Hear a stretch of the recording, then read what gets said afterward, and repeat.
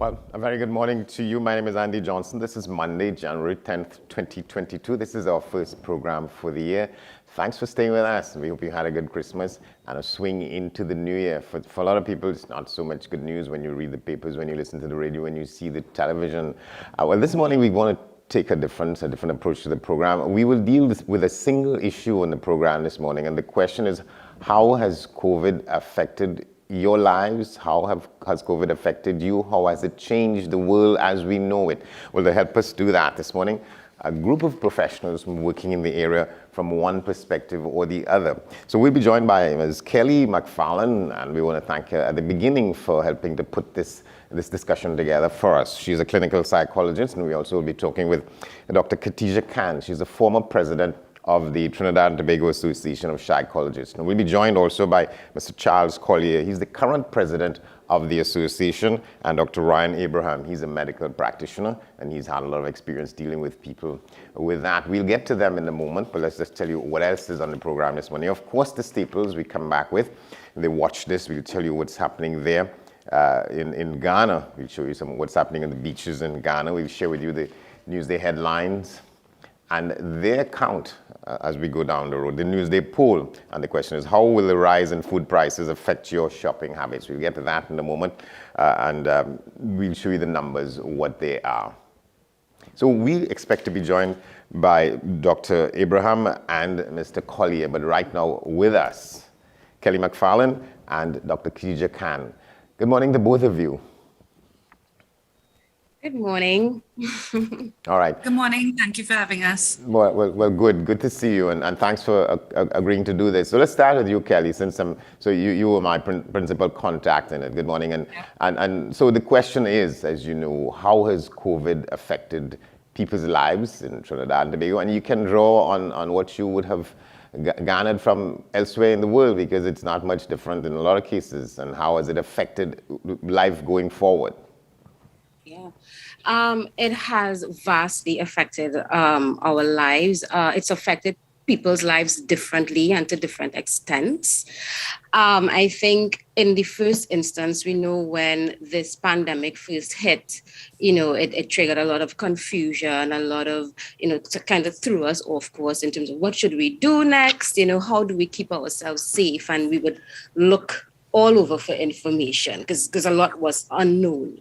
And what that did, the first thing we started to notice, at least in mental health, was rising rates of symptoms of anxiety and depression, loneliness, just frustration, due to the uncertainty that it brought. So persons who had pre-existing mental health conditions would have suddenly experienced an upsurge of the symptoms that they would have usually been able to keep sort of at bay. And then persons who hadn't experienced symptoms before started experiencing things. And then we started to notice the impact of quarantine as that came on, and it kind of made things a little more acute, in that now people who were, worried about their finances, about socializing, now it's like is it ever going to change?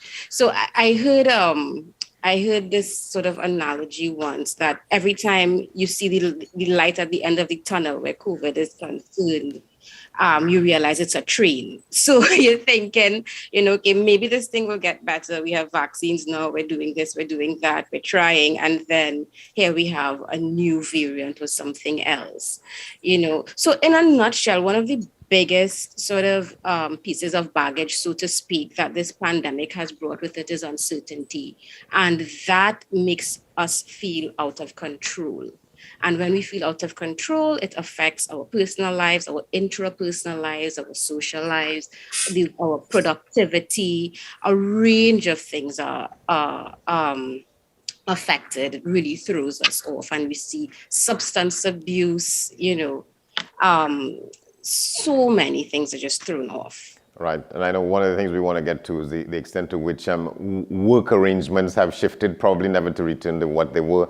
And so we're happy to be joined now by Mr. Charles Collier. He's the current president of the association. But let's go to Dr. Khatija Khan. Good morning once again. And what's your opening statement? Yes, good morning, and good morning to all your viewers and listeners. Certainly, we know that this pandemic has changed life as we know it. So we now have a reference point in our life. We talk about pre-pandemic, and then we talk about life with the pandemic. And initially, we had hoped for an endpoint, something for us to look forward to. So we saw it as a temporary thing to deal with. But what the experts are telling us now is that no, this is going to be with us for a while. We hear predictions that 2022 might be the year that it changes from a pandemic and maybe it will become endemic. But what we do know is that it is still with us. We're closing in on the second year of the pandemic, and it has affected every sphere of our lives. So our work lives, our social lives, our personal lives. It has changed the way we think about the world, how we interact. Our concepts now about personal distance, distance on a whole, how we wear our masks. Now, sometimes you go out and you feel almost like something is missing if you don't have your mask on. So it's shaped a lot of behaviors, a lot of attitudes. This has been a very contentious issue for some. Many are still grappling with their attitudes towards what's the meaning behind this pandemic? Where did it come from? Our attitudes towards vaccination and how we interact with people who are vaccinated or who are against vaccinations, etc. So this has been something that's unprecedented in all our lifetimes, this current population, global population. And while it's been a lot of adjustment that's taken place, I think it's something we're still grappling with.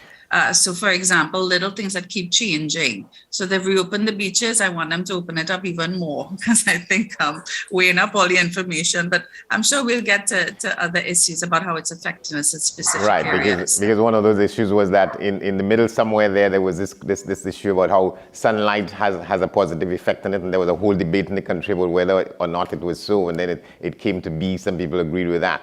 But at this point, we're happy to welcome the two gentlemen on the program. Mr. Collier is joined with us, and I understand that Dr. Abraham is somewhere there. So, Mr. Collier, good morning. Morning. Okay, and there's Dr. Abraham. All right, so we come to both of you now. Let's get your opening statement, Mr. Collier. As Kelly was saying, uncertainty is a significant part of this. It has been from the beginning, and I think it will remain a significant component of what has been happening at every level. The very nature of what we're dealing with, that it is a novel virus, it is something new, has meant that at every turn we have been behind the curve in terms of understanding what we're dealing with, the nature of it, the implications of it, the risks involved. A lot of the confusion and uncertainty that we have results from not knowing all the information that we need. And I think that one of the things that is at issue is coming to terms with and learning to deal with the fact that we don't know. How do we respond to that? How do we respond to it at a scientific level? How do we respond to it in terms of our considerations for work? How do we respond in terms of the ways that we find to cope? And so I think that a lot of our focus needs to be on how we deal with uncertainty. All right, thank you very much. Let's come to you, Dr. Ryan Abraham. And so one question is, you would have thought that after a year and 9 months, we would have been more down the road with understanding it, but every day things changed, correct? Dr. Abraham? Hi, good morning. Yeah, more or less, that's more or less it. What we see though, and what I would want to add to Mr. Collier, is that yes, we have been, quote unquote, in terms behind the curve, but what we have to make sure and know, and what you said in terms of every day, things seem to be changing, is that we have to keep up to date with the current events, with the information being put out, and not just any information that we may get over WhatsApp or Facebook or whatever, but we have to trust the established, certified sources of information, those being the Ministry of Health, the WHO, the CDC, all these things, these information, these guidelines come to us not because somebody may have thought about it by chance, but by what we call evidence-based medicine. And the important thing with that is that we have to follow these guidelines.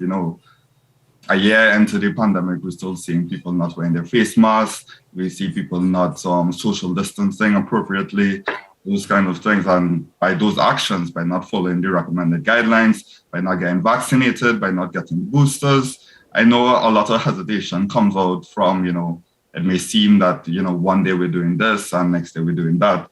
But we must remember that this is a novel coronavirus, right? Novel meaning new. That being said, as the information comes out, we have to adapt with it. We have to give ourselves the best fighting chance in order to best deal with the coronavirus. And not just in terms of our health, but also how we live, our social aspects, our educational aspects, our occupational aspects. We have to follow these guidelines, and I believe by doing so, by being up to date and rather than being behind the curve, once we follow the guidelines, once we do what we're supposed to do, we can finally get ahead of it and actually put our... All right, I like how you say finally, because I wanted to come back to you, Kelly McFarlane, on that, because in the beginning we were being encouraged to take the jab so we could get back to normal. Mm-hmm. That doesn't seem to be the case. And what is normal in any case now? Kelly? What did you say, what is normal? Yeah, because I want to prosecute that issue that we were encouraged to take the jab so that if everybody gets the jab, we could get back to normal. What does that mean now? I got it. Okay, yeah. All right. What is normal, right? And we've spoken a bit. We've heard a bit the term the new normal and so on.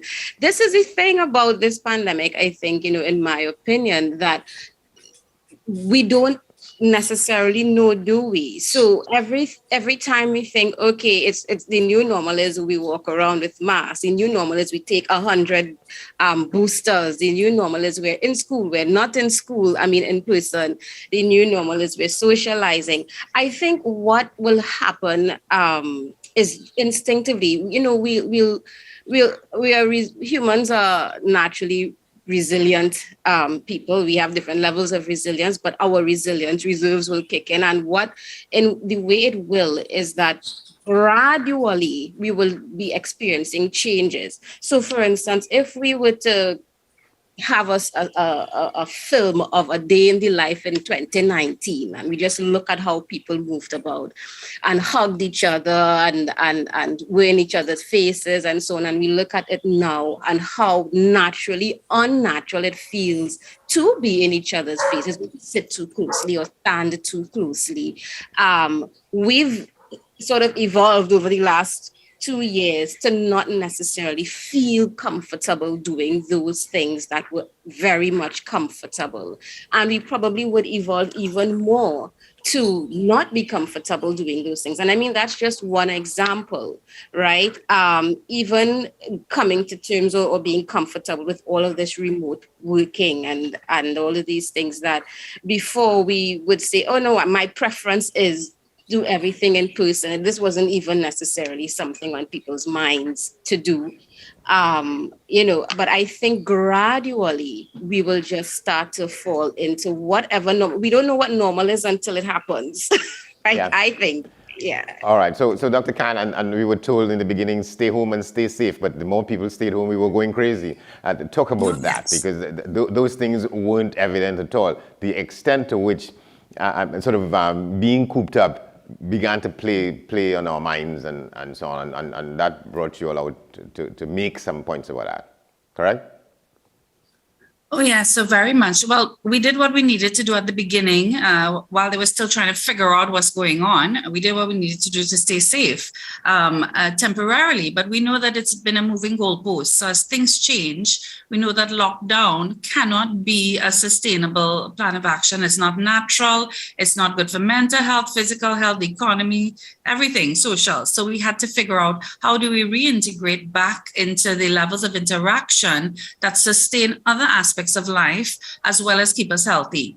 So for a long time, we've been saying that this pandemic is not just about physical health. This pandemic also has impacts on everything else, our social lives, mental lives, the economy, because we want to be healthy, but we also need to survive.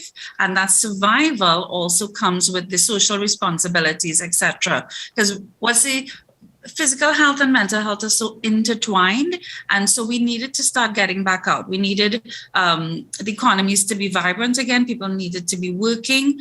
Children need to be back in schools. We needed to figure out how we can interact safely so that we can have, we needed to look at the bigger picture in terms of preserving the quality of life that people had. The initial sets of lockdown took quite an incredible toll on people financially, economically. Those of us who had a buffer, a financial buffer, our jobs probably weren't affected too badly, or incomes weren't affected too badly. These people would have dealt with it better. But for those who were in professions where they weren't earning an income, that would have affected families drastically. Children being out of school. And now we're at that stage of the pandemic where the infection rates are so high. Many families are now being affected by people who have the illness, who are recovering from the illness, who have lost persons from COVID-19. So it has evolved. And so the entire landscape of what we're dealing with has evolved.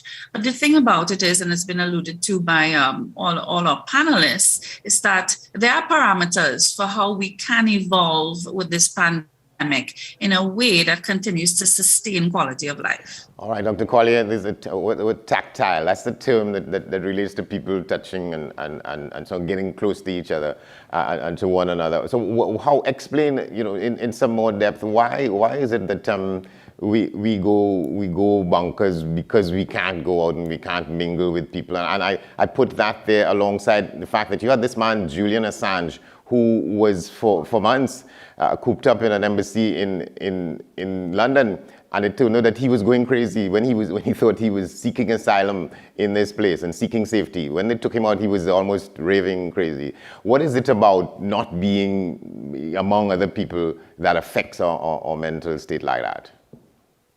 Well, there's several things. There's sort of different things that are involved. It's a layered condition and a layered question. So part of it has to do with the isolation. Part of it has to do with physical engagement with the world in general, because that is connected to coping. So I'll take those things separately. One of them, the first one is about isolation. We are social animals. And as a consequence, we've talked about normal, but our norm for development involves engagement with others. Several aspects of our development are dependent upon our engagement with others from the earliest times in our lives. And so when we become disengaged from other human beings, completely disengaged from other human beings, a number of our ways of viewing ourselves and of viewing the world are compromised. It's not accidental that when people are in prison, if they are to be punished in prison, one of the ways that they are punished is to be separated from the other prisoners. They're placed in solitary confinement, so that even in the already aversive, the already unpleasant, difficult circumstances of prison, social isolation is still more uncomfortable and discomforting to the point that it is used as a form of punishment. Yes. And so effectively, when we were told to isolate socially to the degree that we are all locked in our homes, that in and of itself meant that we were in solitary confinement effectively, in many instances, for an extended period of time. So that, for one, is problematic. But what's also problematic was that we were required to, or we were prohibited from engaging in outdoor activities. Certainly group outdoor activities as part of the social restrictions, but eventually all outdoor activities. And that's problematic because for a number of people, outdoor activities are the major component of their ways of coping emotionally, psychologically in the first place. And so if my way of coping is to go take a walk or take a run or go hiking or go for a swim, and I am prohibited from doing those things, and I don't have an alternative set of skills for coping, and I'm in this situation where I'm socially isolated, and so I'm already emotionally distressed because I don't have contact with other people. My distress is up, and my way of coping is gone. And it's not difficult to understand why, under those circumstances, people would not fare well. All right, let me come to you, Dr. Abraham. Is it at all possible, or was it the case, and is it continuing to be the case that you're seeing people who simply were reacting to the impact of COVID stress? Of course, and you see that all the time. You see that in your day-to-day life, well, in my day-to-day life, as well as in work, you see it in terms of the patients coming in, you see it in terms of the colleagues, even myself, As the other panelists sort of mentioned, the impact is definitely there. Dr. Collier mentioned, persons coping while in isolation, whereas, we have some persons even medically giving advice in terms of getting vaccinated and getting booster shots. You hear all kind of things. People are confused, people are angry, some people are hurt. You get different sides, giving their stories. Some persons are coping with loss and mourning of loved ones. Some persons are indifferent because they may have had coronavirus before and they think it's fine, But what we need to realize is not everyone is the same. Not everyone has the same type of immunity, as well as, demographics and risk factors that might predispose them. In terms of how people are coping, as I said, it's a mix. You get that based on people's circumstances, as Dr. Khan would have mentioned, people's, whether they had a financial buffer, if they had appropriate coping mechanisms, all these things impact people's outlook. But as Dr. McFarland said, we're resilient.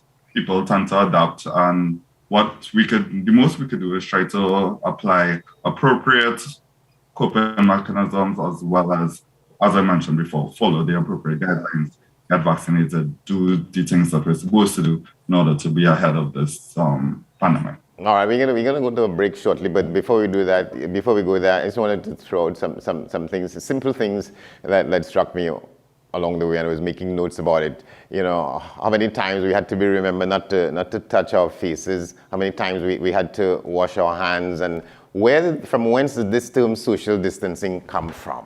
Who wants to go with that? Either any of you who jump in there on any of those things.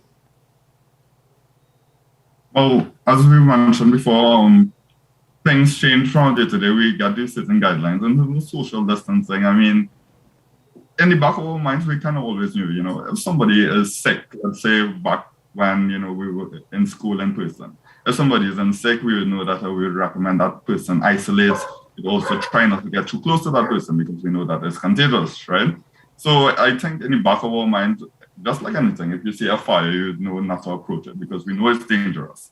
So in a way, the aspect of social distancing, keeping our distance from a potential hazard, that's always been there. It's just a different context where we have to apply it to suit the appropriate context that we have right now. Yeah, so Kelly McFarland, the business about remembering not to touch your face, and that was a big thing in the early days and weeks about it. I mean, so people had to go through behavior changes in that and in many other things, right? Dr. Khan, you're nodding your head, so go first on that. Yeah, so we had to inculcate new habits into our behavior. So initially, we needed a lot more reminding. But over time, as we practice those habits more, our brain starts to rewire. So it starts to become more instinctive, and hopefully it makes it more easy. But self-awareness has a lot to do with it as well, because I'm sure we've all interacted with people who don't seem to be aware of their distance, their personal distancing between others. I know I've been in the grocery, and sometimes you have to give a little furtive glance because you're thinking somebody's closing in, and it's like, come on, that's less than 3 feet. So it has required an reorienting, and as I mentioned, how new habits become habits is they start to get rewired in the brain. So we start to associate certain behaviors in certain contexts. But just to remind us, things like not touching your face and washing your hands really frequently, that has always been good practice, especially for illnesses that are very common to us. So, for example, the flu virus. I remember I think maybe at university over 20 years ago, I remember noticing a poster in a pharmacy that I had never stopped to read before. And it said that frequent hand washing would prevent about 75% of flus, the common flu and common colds. And I said, what? It made sense, but just hearing that statistic, it resonated a little bit more. And I remember at then saying, yeah, I'm going to wash hands more frequently. So some of this guidance that we're being given is not new to this virus and new to this pandemic. I think it's just now more on the radar because of the threat that this pandemic faces. So hopefully as we become more aware and the importance, if we value the importance, recognize the importance, we start to be more conscious of doing it. And then it starts to turn them into habits and not just behaviors that we need to be reminded of. Yeah, Kelly McFarland, I don't know if you could comment on this, but I'll give you a little insight into my own trials during this period of time. I can't tell you how many times I've been, sort of serially anxious because, I have a habit of, picking up something off the counter or even sometimes off the floor and eating it, some nuts fall and so on, or an apple or whatever the case may be. And I will start checking. So if I do that and I say, I shouldn't have done that, I should wash my hands or wash the thing before I put it in my mouth. And I start checking. They say 4 to 14 days you begin to see symptoms. And so I'll be going that, and on the 5th day, I will do it again. And then I have to start back from 1. Those kinds of things. Those kinds of things were playing tricks with me, and I know with a lot of people. Yeah, I mean, and even as Dr. Khan and Dr. Abraham was speaking, I was thinking, one thing about this particular disease and all the things that we've learned in terms of staying away from people with the cold and, being aware and self-aware and so on, is that this is a highly contagious illness, but at the same time, in some instances, it's kind of invisible. So you could be around someone with the flu and you would know, but you could be around a bunch of people with COVID-19 and you would not know. So that sort of what we're used to telling us, hey, be anxious about touching this or about being next to this or about putting this in your mouth. It's not there. So it's as Dr. Khan said, that self-awareness and getting unaccustomed to the things that we were once accustomed to. And, with time, you will eventually start to adapt, because the more you continue to remind your brain, oh no, this is wrong, this is wrong, this is wrong. And you go through the frustration of what have I just done? Eventually your brain starts to adapt and remember for itself, okay, oh, this is wrong, let's not do this. Remember last time, the amount of frustration you experienced afterwards. So eventually your brain will start to adapt to that. But, I was just thinking about that as they were speaking, that, this thing is invisible for a great deal. How do we know that somebody has it or doesn't have it a lot of the time, And I think that kind of complicates it a bit. All right, we're going to go to a break and we come back in a moment. Stay with us. This is the discussion with these 4 of our guests on the question of how has COVID affected your lives, and has changed the world probably irreparably. We're coming back in a moment. This is AM Prime on this Monday morning.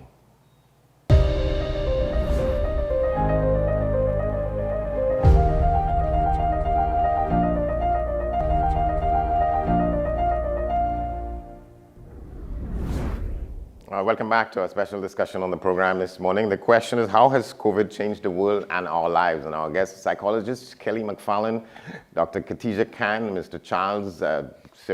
Charles Collier. I know there's somebody named Cyril Collier, and I meant to ask whether he was related to him, but Charles Collier and Dr. Ryan Abraham. Dr. Abraham, let's start with you. Let's talk about the changes that we see now and that are going to be in place as we go forward as a result of this thing called COVID-19. What is your experience?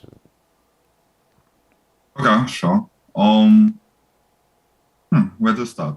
I would say that one of the changes that we see, and one of the things that's being implemented right now, is the need for boosters, right?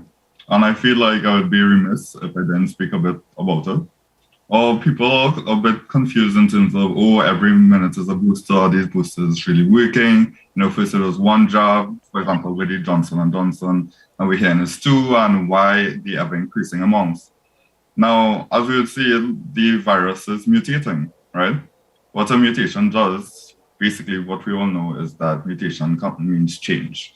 We can't expect a booster to cover or to protect us fully against something that doesn't exist just yet, right? So obviously with variations and mutations, we have to have increased protection. Of course, with the mutations, it doesn't mean that the entire genetic sequence of the virus has changed. But what the booster allows is for greater detection, an earlier detection, a more accurate detection of our bodies towards the virus, right? Now, once a virus is in circulation, that means that it will mutate. So what we may see is that, and what we're seeing right now is that the need for boosters, right? Hopefully, we get this thing under control and that would be not required long term, the ever increasing amounts. But right now, we know that's the case, okay? What we also see is that, a lot of coping has to be implemented, we mentioned before a good bit about, the mental aspects of it. Aside from people being distressed, a lot of times when I and my colleagues, we only place people under quarantine, ironically enough, the most frequent response that we get is that people is like, oh gosh, I'll be bored at home, I mean, I understand the boredom aspect. I know that, you have to keep yourself active and stuff. But we live in an era, luckily right now, where we have technology. The fact that we're able to do this video conferencing, shows us that it is still possible to be interactive with persons, even persons living far away, And that's a benefit that we have. I would just want to remind people or make people be more mindful that one person's boredom is a small price to pay for somebody else's death, or Yes. another family grieving, etc., etc. So just to be mindful about that. Another thing about how people are coping or adapting is that, we tend to value our experiences and life a bit better, A lot of people, by now, everybody knows at least one person who has succumbed to the pandemic. And that being said, I would think that it would make people more mindful, more appreciative of each other, of their interactions. We learn to realize and put things into perspective, what we thought was our big burden, being in traffic every day. Of course, still nobody likes traffic, but compare that to the amount of death and grief that we've had, it's a bit of a trade-off, and we have to really appreciate the things that we have moving forward. All right, Charles Collier, I wanted to get you back on the issue about solitary confinement. It seems as though you would advocate for that being removed from people's punishment because as you were talking about it, I got the sense that you may consider that to be cruel and unusual punishment, solitary confinement, because of the implications of what it is. And then I want to go on the question about to what extent it is confusion, or it feeds the narrative of those people who are skeptical or against the vaccine in any case, because we have to deal with so many changes, because we don't know a lot of what we should know, so that one day, we're told this about it, and then another day we're told that about it, and that confuses the best of us. But it gives sort of ammunition to those people who are against taking it in the first place, if you know what I mean, Charles Collier. And that was a source of confusion and therefore sort of rejection from some people. Correct? So it's an important issue that there is this clear set of division with respect to what this is and how we should respond to it.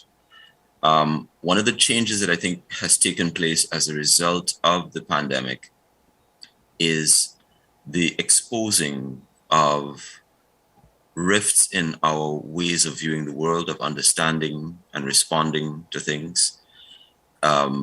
It's exposed rifts in our degree of trust in institutions. And so, in a way, the pandemic has been very enlightening.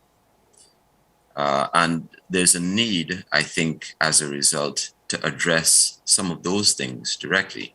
The virus itself is one set of challenges, but there are a set of social and institutional issues that have been exposed by the virus, and there's a need to address them.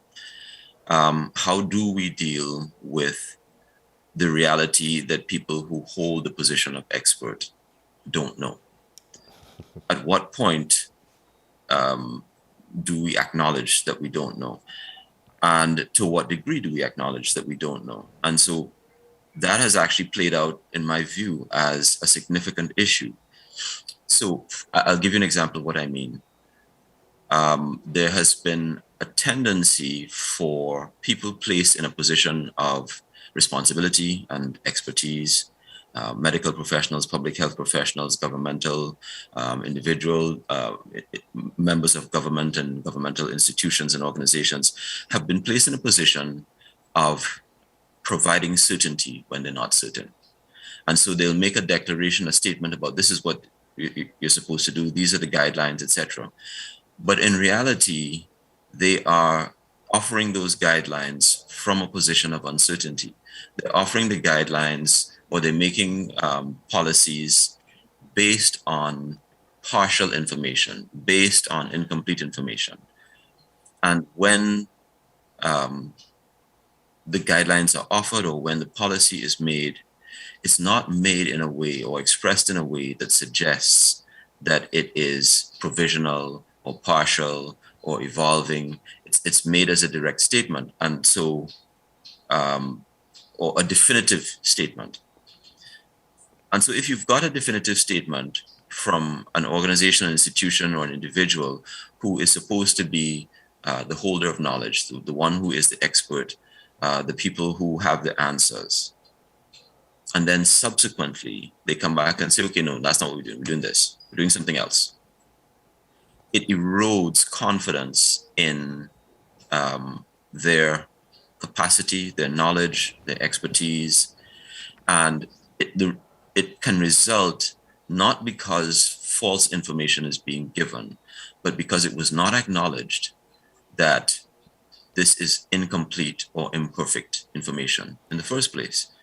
And so we've gone to treating something as definitive, as complete, as full, as fully known, and it's not. And when it becomes evident that it was not fully known, that is interpreted as a basis for distrusting the source in the first place. That has played out, I think, globally, and it has played out locally multiple times. And as a consequence, there has been an erosion, not for everyone, but for many people, an erosion of confidence in what is said by sources of authority. Well, that's a very profound point, Dr. Collier. Let me get Dr. Khan on that, because very often that is the case. It's a sort of occupational hazard for people in government and authority to want to come across as reassuring. But this has shown us that there are serious pitfalls in there.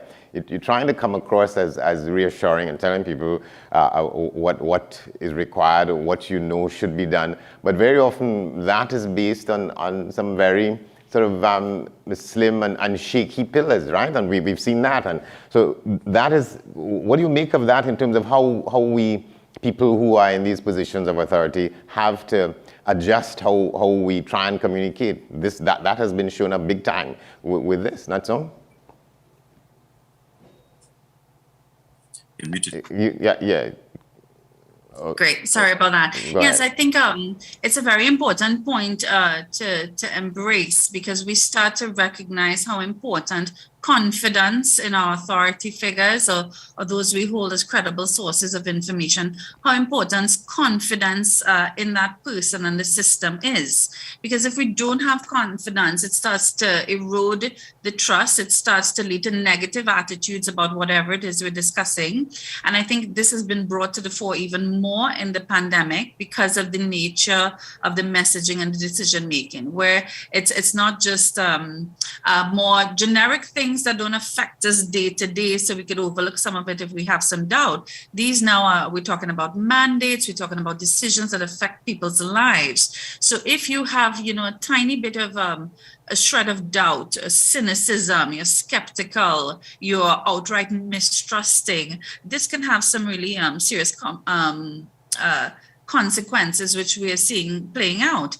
Confidence is also one of the pillars. They're realizing that when it comes to attitudes about the pandemic, attitudes about vaccination, confidence is one of the biggest ones. Confidence in the decision makers, the policy makers, the politicians, confidence in the pharmaceutical companies, etc.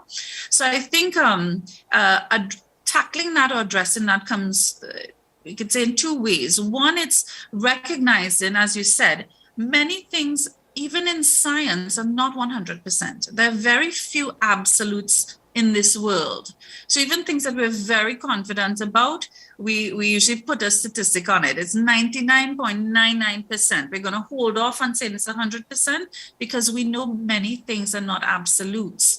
And so sometimes when we communicate that, I think we need to give that caveat to people that, listen, we're making this decision based on all the information we have. Somebody else might interpret it differently. Yeah, but based on the information we have, this is where we're veering towards. So this is what we suggest.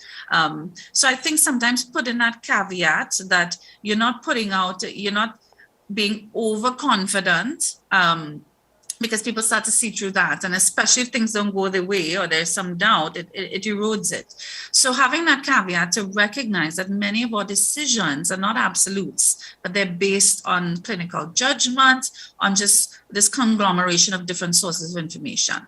And the other thing is recognizing that we may need to not just put the information out there and expect that people will accept it because of who I am. I'm the authority, I'm the expert, I know better. You just need to trust me and trust that I'm doing what's best for you.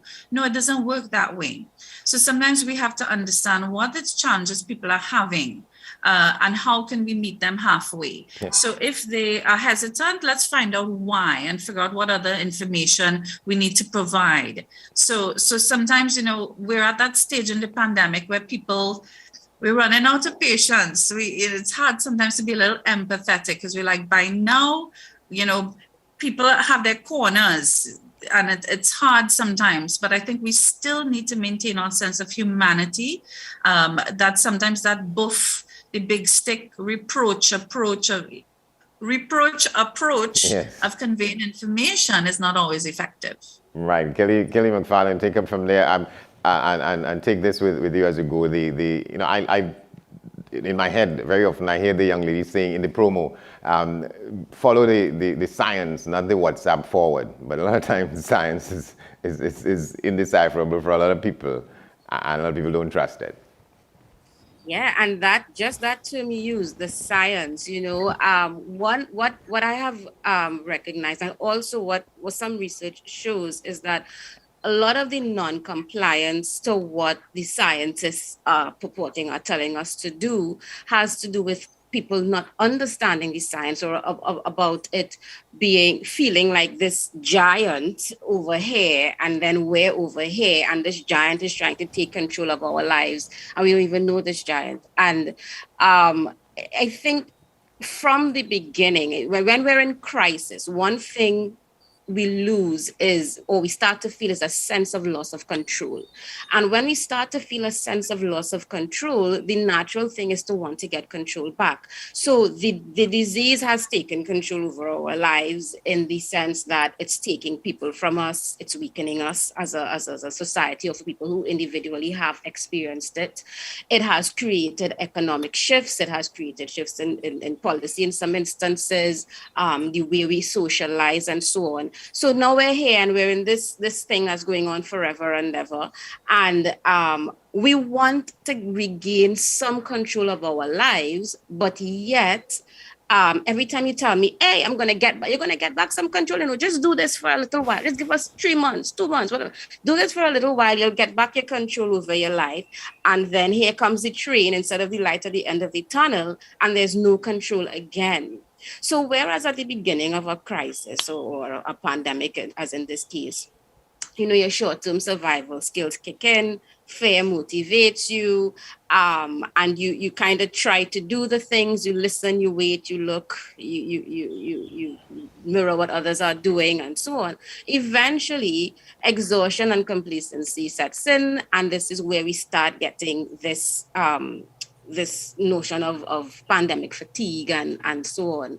And essentially it's just kind of this almost being just fed up of fighting to regain safety, control over your finances, how to keep your family safe, how to keep yourself safe because of all of this. And on some level, perhaps just to add a different dimension from what everybody else has said, on some level, perhaps it's just a matter of, okay, maybe if I think about this in my own way and I take this particular risk, or I don't see this as a risk, I would feel more comfortable and I'd feel safer. And then when people kind of go off of what's happening in their inner circles, then it starts to spiral. So we'll see that we have pockets of people who say no vaccine, yes vaccine, vaccine and travel, vaccine and still no travel. And it kind of happens in groups, this concept of groupthink in a sense. And I think Dr. Abraham kind of alluded to that when he spoke about demographics and so on. So there's so it's just this, there's so much to it. There are so many sort of dynamics to what has been going on and how people have been interpreting, and the main thing is perception. So I think that's what everybody is kind of bringing together. How do we perceive the people that are telling us what to do, what they are telling us to do? How do we feel about what they're telling us to do, and how much of it is cognitive and how much of it is emotional, and are we even stopping to notice the difference? Or are we, a lot of us, in survival mode and sort of spilling that over into sort of other people who are just kind of open to, what do I do? So Yeah, Dr. Abraham, how in some instances your own life has changed or has been affected, impacted over these last 12 and 21 months? Yeah, sure. I would say just like everyone else, dealing with the social restrictions, etc., has been a big thing. But in terms of me personally, that might differ from the average person. Well, I work on the front lines, and of the pandemic.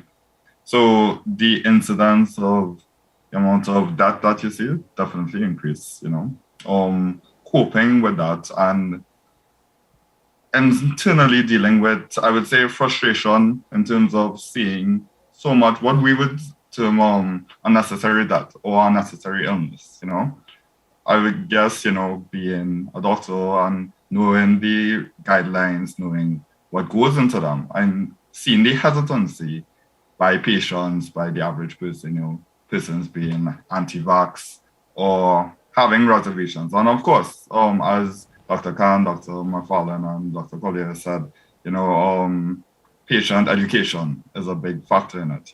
People aren't going to exactly trust the health experts if it is they seem to believe that the health experts don't know exactly what it is they're talking about. However, what I would definitely want to stress is that the advice given isn't just based on, we think X, Y, Z, and that's why. Statistics and data show trends, That being said, we could recommend something. I mean, in the beginning, when hardly anybody knew anything about the virus, we heard certain things like sunlight will kill COVID, etc., etc. But in the defense of the medical field, what I would say is that our advice has come more long-term. Certain things like hand washing, that's been in place from the get-go till now. Social distancing has been in place from the get-go till now. Mask wearing came on board, and that's been something since it was implemented till now. What I would say is that as time goes by, our knowledge about the virus gets better. We have a longer period of time to examine and see what's been happening what's being done and what are the best strategies to combat it. Therefore, the advice being given is based on those things, you know. A lot of things goes into policy development, not just statistics and development, but also social factors, etc. And we know this, right? But in terms of the evidence-based medicine that we give advice for in terms of, okay, maybe we should get the vaccines, etc., I think it's really good. You see reports being put out daily now, and it's not just numbers, but it's also graphical. We see like pie charts and bar charts in terms of the numbers so people can see for themselves, yeah? And what we would know is that over time, medicine has evolved, right? I would ask persons when they are skeptical about taking advice or doing certain procedures that are recommended by health experts. You know, back in the day, medical professionals thought that leaching was the cure for some diseases, and we know now certain antibiotics and stuff are the main cause. And what I would postulate to them is that in 100 years from now, of course, medicine will evolve. Who knows what we will be doing in that time? But our best shot is to implement and take advice on what is being recommended right now, as what's being recommended right now would have been fueled on centuries, or in terms of vaccination, decades of research in terms of vaccination. All right. And go ahead. Yeah, what I will also say too is personally, that being said, is that when we put all these things into context in terms of what could be prevented, and for me personally, and seeing, you know, persons dying, a lot of people coming in saying like gasping for breath, you know, and we ask them, are you vaccinated or are you social distancing, etc., etc., and most of the time the answer is no, right? You just think to yourself, all this unnecessary grief, all this unnecessary loss, etc. It's kind of frustrating on a personal aspect to deal with that. Yeah, have you encountered people who didn't take the vaccine and ended up in your hands, ended up in the emergency wards, and then regretted it? Whether they made it out or not? Like, they see that all the time, you know. There are persons, we had like family members coming, sometimes brother or father, close relatives coming in. Oh, they was managing at home, they were taking ivermectin or whatever it is they were doing their own thing, you know? And then on that door, that's when it is we see persons rolling up with the ambulance via GMR or whatever you have. And as all medical experts would say, you know, the earlier you present, especially when you have breathing problems for this pandemic, is the better you can get a hold on it. Because to retrieve somebody or to save somebody who is on that door, it's a lot harder than preventing somebody from getting to that step in the first place. And you hear the world of regrets at that point, you know. You know, if I didn't know, I would have come in out, or if I didn't really know, it was like this. You know, certain things that we take for granted, just taking a breath, you know, having this conversation, being able to have this conversation. For persons with COVID-19, every single breath is a laborious activity. You don't know whether it is at any moment you're going to succumb. You don't know if from the time it is you get admitted, you have to be in isolation. You're not sure what family members getting to see you. It's definitely when persons are placed in that scenario, that's when they realize like, oh, maybe I should have done X, Y, and Z. And we say that all the time. All right. On the other side of the other break, I want to come to a little bit of the discussion about how lives have changed for people who have had to bury our dead in this period. On all around, you know, that took some new forms and formulas that probably, you know, would remain, or how we want to get out of that. But before we go to the break, let me just ask you, Charles Collier, on the question about, do you think we'll get back to the point where we won't have to be compelled to wash our hands and pay attention to some of those protocols when this is done? Or has that become endemic going forward? I actually hope that part becomes endemic. I would go so far as to say that was already needed.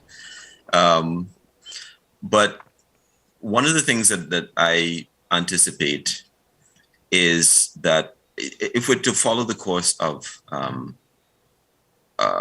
viruses and the way that they function, is that they become less virulent over time. That success for the virus is accomplished when the host lives.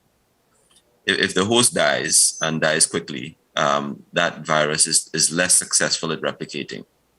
And that as you have different mutations, the mutations that tend to be successful, the ones that tend to persist, are the ones that cause an illness but don't necessarily kill the host, like flu or the common cold. And so my expectation is that over time, the more severe variants will become less prevalent, and that there will be a much higher prevalence of variants that are much milder in their effect. The reason I'm talking about it that way is because one of the things that I think has created a lot of problems psychologically is the belief that this virus is going to go away. I don't think it is. Wow. I don't think that's going to happen. I think what's going to happen is that we're going to eventually get to the place where what we now call COVID-19 is a particular respiratory illness that is around, it comes around seasonally, right? For a long time, every carnival, we would have a flu, which was whatever the seasonal variant of influenza was that would be brought to our shores by, the thousands and thousands of visitors. And people get sick, they have relatively little immunity to it because it's a new variant, and we give it a name. And we used to give it our own names. Yeah, exactly, right? We give it a name. And eventually, I think we will be naming variants of COVID-19 that come to us every year at Carnival. And at that point, the disease should have less of an impact on our lives. It should have less of a sort of catastrophic, jarring effect on our lives. All right, I don't think we're there yet, but my expectation is that eventually that's where we'll be. We will get there. All right, we're going to take a break, and on the other side, we'll come back and talk about some of that and how, in fact, the actual world of work has changed irretrievably. Stay with us. This is a special edition of AM Prime on this Monday morning, January 10th, 2022.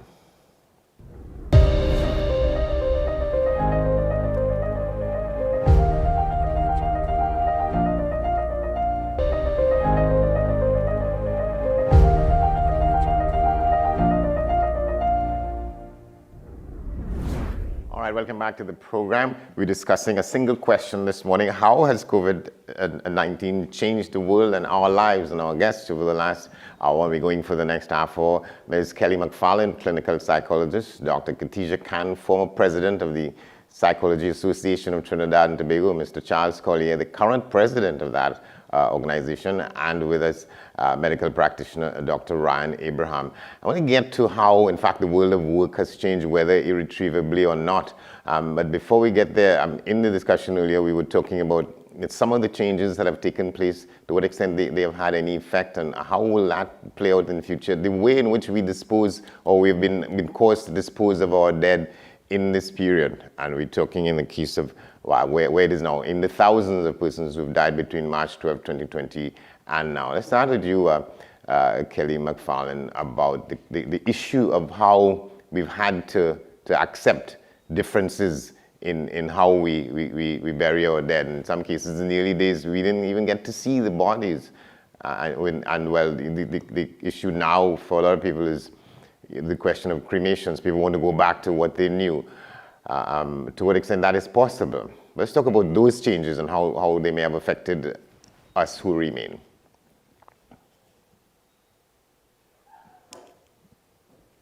Unmute your mic. That's okay. Sorry about that. Yeah. Yeah. I'll just preface, this discussion in that area around the fact that what research has shown us from, past major crises, global, societal, etc., is that the mental health effects of those things far surpass the physiological. So let's say when we do, as Mr. Collier was talking about, get to a point where this is endemic and it's with us and so on. there would still be the mental health fallout, in some cases, complicated PTSD and things like that, because of all the things that we are experiencing now, and that heightened state of arousal, that survival mode that we're all in right now, some of us more than others. So what you're also speaking to in terms of, how burials and so on have changed and how it affects us is tradition. In some cases, also religious practices. And these things have deep meaning to people. And, it comes back to that whole thing of being out of control of your life. Now you can't even be in control of your religious and traditional practices. How meaningful it is to pay respect to your loved ones when they die, in a particular way. And, even just historically, that has helped with the grieving process. The fact that we get to pay our final rites in this way, or show our respect to our loved one in this particular way, or not imagine them just piled up in a morgue somewhere. And, the everything that happens after somebody dies, the uncertainty of what happened when they did die, how did they die, and all of these things that help to complicate the grieving process. And you would hear people talk about the questions. So when people die, a lot of times we have questions, what ifs, I wish, and all of these things naturally as we go through the grieving process. Now there is a little bit more, because, well, I'm speaking specifically in terms of COVID-19, of course, there's a little bit more because of the whirlwind that there is before your loved one dies of COVID-19. And then what happens after, in some cases, people might be in a different country and all of these things. So certainly, it comes down to meaning, tradition, and how that affects us when we don't get to exercise that, which is very important to us. Yeah. Yeah, thank you very much. Charles Collier, but attached to that, the whole business of how work has changed. People working from home. Yeah, go ahead. That's a huge deal. Obviously, a lot of people have simply lost their sources of income. And that in and of itself generates the thing that has come up frequently in this discussion, uncertainty. It generates anxiety. Our anxiety is a response to a perceived threat. When we believe that there's a threat, anxiety is one of the ways that we respond. It's an emotional response. It's also a physiological response. So there's a bodily change that takes place. And people have been experiencing a lot of that around work. In many instances, people have lost their jobs because the businesses have been unable to operate during the pandemic. People have, even if they have technically retained their jobs, they've been off work, and especially with the smaller businesses, employers have been unable to pay them even a partial stipend or anything along those lines. And so a lot of people have been carrying a lot of financial anxiety pertaining to what has happened to their jobs, to work, and have found themselves trying to find alternative ways, trying to cobble together different ways of earning sufficient to tend to their families. So there have been people who have been trying to work a PH taxi, and that kind of thing has been happening more, just out as a matter of survival. And so there's that sort of stream that I do think needs to be addressed, that there needs to be some significant discussion about how to deal with this, not just financially, but also psychologically, because it affects people significantly when they lose the power to earn. So that's one major thing. But the other major thing is that those who have retained their work in many instances have had significant modifications to the way that they work. Lots of employers are having people work from home, and that creates its own set of challenges.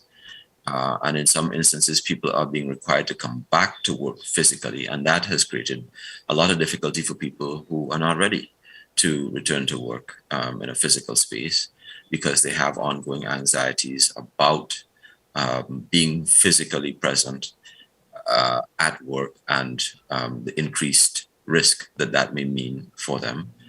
There are people who've been going to work and who have to travel daily, and therefore face a certain level of exposure. And so there's been a lot of anxiety generated around work. And without getting into the details of what it means if you're working from home, which I think is something that some of the other panelists may want to weigh in on as well. Yeah, well, let's get you on that, Dr. Khan, because in some cases it's for a lot of people, it has been people working harder, longer hours, having to be on call because the boss wants to ensure that he gets his pound of flesh or she gets her pound of flesh, and that has caused that's another world altogether, right? Yes, there's been so many blurring of boundaries. You see, one of the things about working on site is you get to leave the office, leave the workspace, commute and get to your home, and you get a bit of a respite. But now that's been blurred when work and home are in the same space, and the home is now the center of all this activity. And for persons who are managing multiple tasks, so you're a parent, you're a spouse, maybe you're taking care of parents, plus you're managing your job, it's been a lot to deal with. And often these things, trying to figure out how to manage all of them has been a significant challenge over this pandemic. Even the adjusting to the technological aspects of it, for those of us who have to engage with the technology, we've had to have a very steep learning curve. Andy, I'm sure now you're a little bit more of a Zoom expert than you would have been, say, 3 years ago. And even that has brought its stresses. Some people, we're tired with having to manage all of the technological aspects. There's a term for it, techno stress.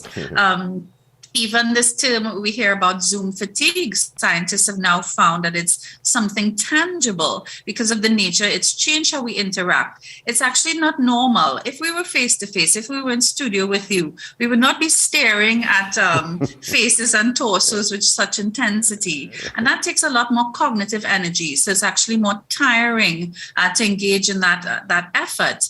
Also, I have gallery view on, so I'm also seeing a reflection of myself back at me, which is also not normal. It's not how we interact with others. Yes. That also, this mirror effect also uses up a lot of cognitive energy. So you'd find that having to engage more in this technological sphere for work, it's very...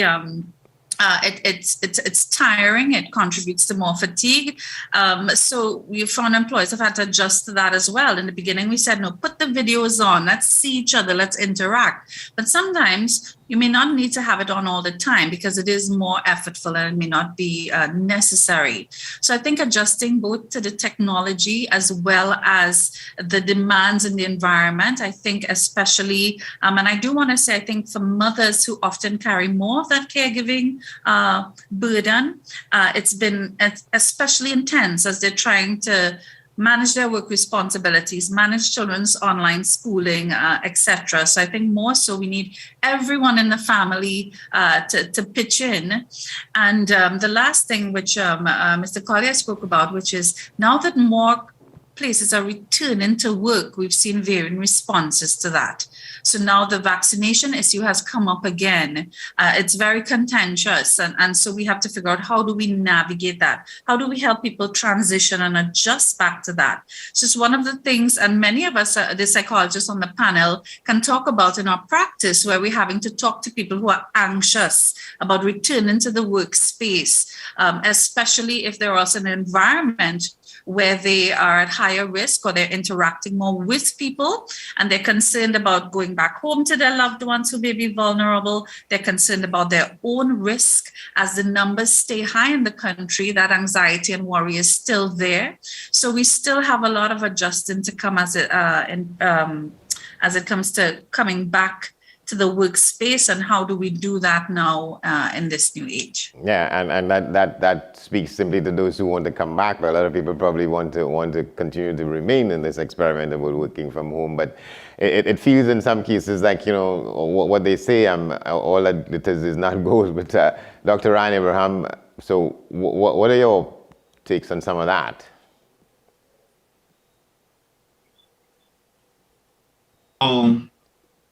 Okay, so as Dr. Collier would have mentioned, that's a loaded question. I think, like, depending on each person, in terms of what is required from them, in terms of their job criteria, as well as the social aspects that they would have had at home, as Dr. Khan mentioned, being a mom, having to see about children, make sure that their learning curve is adequate, etc. It's very person specific. But I believe that moving forward, as certain science and certain sources have said, that the future will look more of a hybrid type of workplace, meaning that out of our typical 5-day work week, we might spend 2 days at the office, 3 days at the office, etc. And we already see that being implemented right now, you know. And that's in a way to get certain physical things that need to be done, as well as minimizing exposure, to have as much time that we can have at home being done at home. That being said, we shouldn't take things for granted, you know. For those of us who continue to work in person, you would see like typical things, just like the lunchroom. We might feel like, oh, that's Susan from accounting, you know. We don't need to have we masks up right now, you know. And we see that, you know, it's like, oh, okay, and converse normally without any face mask, without taking precautions. When we don't know who Susan was interacting with, we don't know who anybody was interacting with. So that's definitely something that we need to be mindful and not take familiarity with who we know. As Kelly mentioned before, the virus is invisible, you know, we can't see with our naked eye. So therefore we can't take that for granted as well. In terms of persons, you know, when we go to any establishment, we know social distancing, and on the floors, they tend to have these like little footprints to say like, okay, stand up here, this is appropriate distance, etc., etc.